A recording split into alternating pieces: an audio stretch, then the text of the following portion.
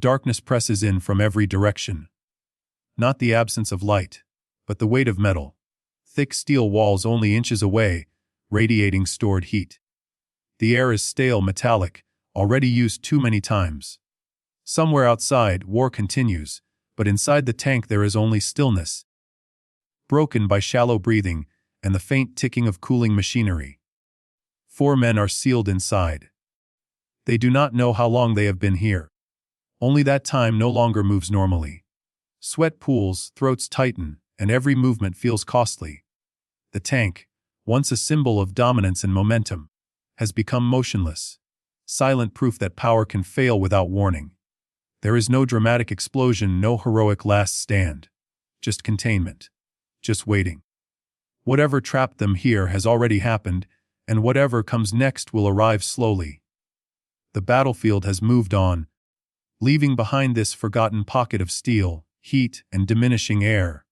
An armored space with no clear exit, and no guarantee of discovery. In the years leading up to the war, tanks were sold as answers to chaos. Steel armor, coordinated crews, engines built to break stalemates and outrun fear. For the men inside, the machine promised distance from death. Thick plating between flesh and shrapnel, momentum as protection. Training reinforced this belief. Procedures, drills, and doctrine all assumed movement. A tank that advanced was a tank that survived. The 4 soldiers trusted this logic because they were taught to. Each role inside the vehicle was precise, mechanical, and interdependent.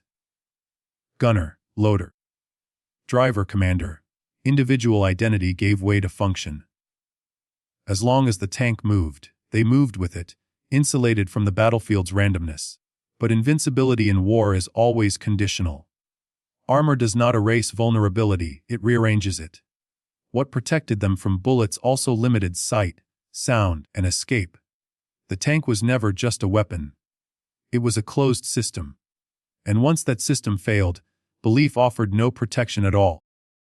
The failure does not arrive with ceremony. There is no single sound that announces it, no clear signal that the situation has shifted from danger to entrapment. One moment the tank is advancing, engine strained, tracks biting into earth, and the next, forward motion collapses into resistance. The vehicle lurches, then settles, unnaturally still. Inside, the crew reacts by instinct.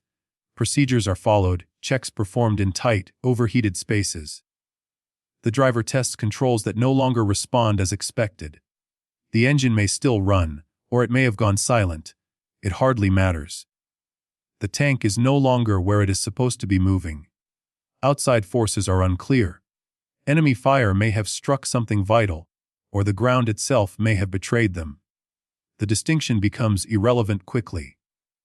What matters is that the tank cannot retreat, cannot advance, and cannot be easily abandoned. Within minutes, the realization spreads without being spoken. This is no longer a combat problem. It is a containment problem. And every second spent motionless inside the steel hull makes escape feel less certain than it did moments before. Once movement stops, time begins to behave differently. Minutes stretch, then lose their meaning altogether.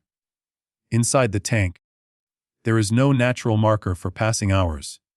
Only rising heat and the slow thickening of the air. Every breath feels slightly less effective than the one before it. At first, the men listen for sounds of recovery, friendly engines, shouted commands, anything that suggests the front line is still close. But the battlefield is fluid.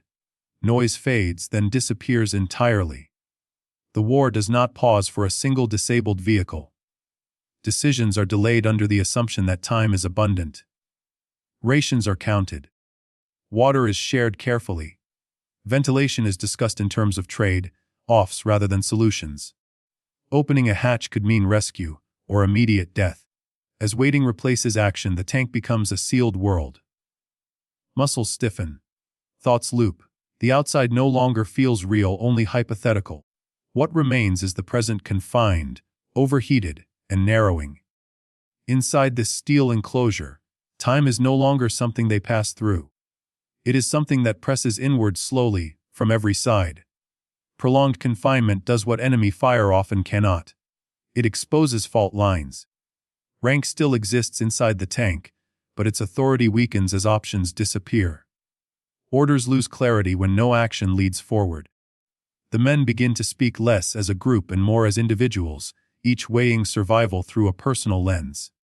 One argues for patience, trust in procedure, faith that recovery units will return. Another sees delay as surrender, insisting that escape, however dangerous, is the only remaining agency.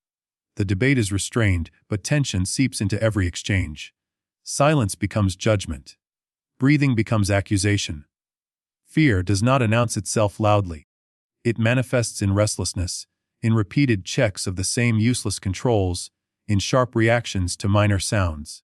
Loyalty to the unit competes with instinctive self-preservation. No choice feels clean.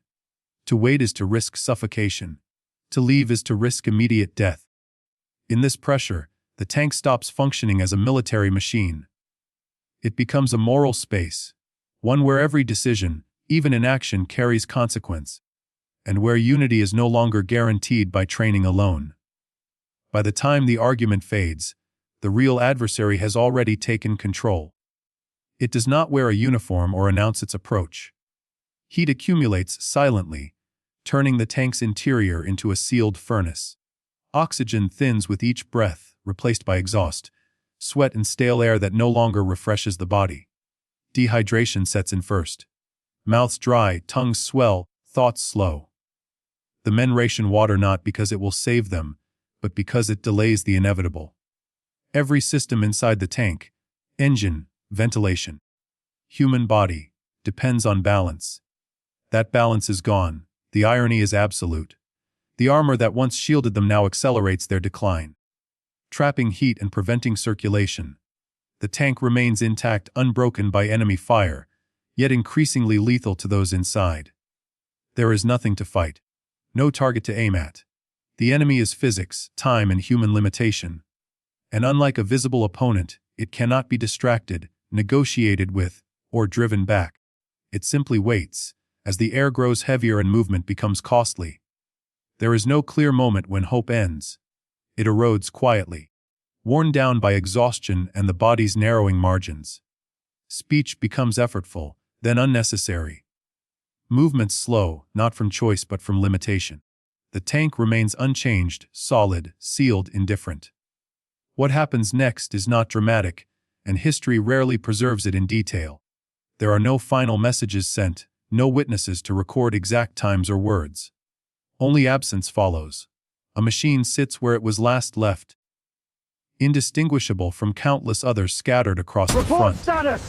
When such tanks are later found, if they are found at all, the story is inferred rather than known. Positions of bodies, empty canteens, stalled engines, evidence without voice. The war continues without pause, lines shift. Victories and defeats are recorded elsewhere. Inside this forgotten shell of steel, 4 lives end not in combat, but in containment, quietly and without resolution, at a point history seldom pauses to examine. Stories like this rarely appear in official histories. They leave behind no decisive battle, no strategic lesson easily summarized. At most, they exist as footnotes, disabled vehicles marked on maps, recovered wrecks cataloged without names. The men inside are absorbed into casualty numbers, their final circumstances implied rather than documented. Yet these moments reveal something essential about modern war. Technology promises control, protection. But it also creates new forms of vulnerability, quieter, more isolating, easier to overlook. The tank was built to dominate space. In failure, it erased it. Remembering such stories is not about heroism or spectacle. It is about acknowledging how war often ends, for those caught between machinery and time, where power collapses inward and history moves on without noticing.